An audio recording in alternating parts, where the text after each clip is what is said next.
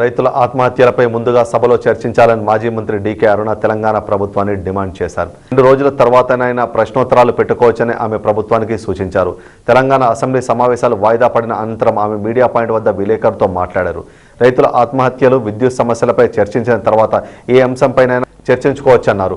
రైతుల ఆత్మహత్యలపై చర్చకు పట్టుబడితే సభను అడ్డుకుంటున్నామని తెలంగాణ ముఖ్యమంత్రి కేసీఆర్ అంటున్నారని మల్లు బట్టి విక్రమార్క ఆరోపించారు. దీన్ని బట్టి రైతుల సమస్యలపై సీఎం కేసీఆర్ తీరు స్పష్టమవుతుందన్నారు. పట్టింపులకు పోకుండా రైతుల సమస్యలపై చర్చించాలంటూ మల్లు ప్రభుత్వాన్ని డిమాండ్ చేశారు. రైతులు ఆత్మహత్యలు చేసుకున్నారు. ఈ రైతుల ఆత్మహత్యలపైన చర్చ జరగాలని ఈరోజు అడ్జర్న్మెంట్ మోషన్ ఇచ్చాము. మేము దానిపైన చర్చ జరగాల్సినటువంటి అవసరం ఉంది. దాని యొక్క ప్రాముఖ్యతను గుర్తించి ప్రభుత్వం వెంబడే రైతుల ఆత్మహత్యలపైన చర్చలు ప్రారంభించి ఈ రాష్ట్ర రైతులకు ఒక భరోసా కల్పించాలని, ఆత్మస్థైర్యాన్ని అందించాలని ఈరోజు తెలంగాణ ప్రభుత్వాన్ని మేమందరం కూడా కోరుతా ఉన్నాం.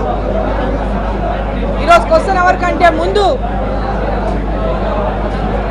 అతి ప్రాముఖ్యమైనటువంటి అంశం ఈరోజు రైతుల అంశం.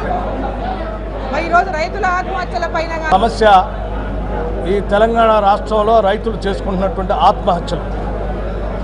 ఈ ఆత్మహత్యలపైన వెంటనే నేడు జరుగుతున్నటువంటి శాసనసభలో వాయిదా తీర్మానం ఇచ్చి, వాయిదా తీర్మానం ద్వారా చేసుకుంటున్నటువంటి ఆత్మహత్యలపైన చర్చ జరిపి తగు విధానపరమైన నిర్ణయాలు తీసుకొని ఆత్మహత్యలు జరగకుండా చూడాలని ఈ రాష్ట్ర ప్రభుత్వాన్ని శాసనసభలో కాంగ్రెస్ పార్టీ తరఫున అడిగితే, దురదృష్టం ఈ రాష్ట్ర ముఖ్యమంత్రి కె చంద్రశేఖరరావు గారు ఆత్మహత్యల గురించి మాట్లాడటం ఈ శాసనసభని అడ్డుకోవటంగా నేను భావిస్తూ ఉన్నాను.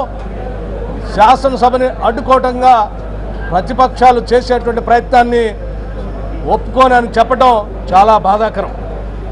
రాష్ట్రంలో ఉన్నటువంటి రైతుల ఆత్మహత్యల గురించి శాసనసభలో కాంగ్రెస్ పార్టీ వాయిదా తీర్మానం ఇచ్చి దాని మీద మాట్లాడటం సభను అడ్డుకోవటంగా ఈ రాష్ట్ర ముఖ్యమంత్రి భావిస్తే, ఈ రాష్ట్ర ముఖ్యమంత్రికి రాష్ట్రంలో ఉన్నటువంటి రైతులపైన, వ్యవసాయం పైన, ఆత్మహత్యలు చేసుకున్నటువంటి పేద రైతు సోదరులపైన ఆయనకున్న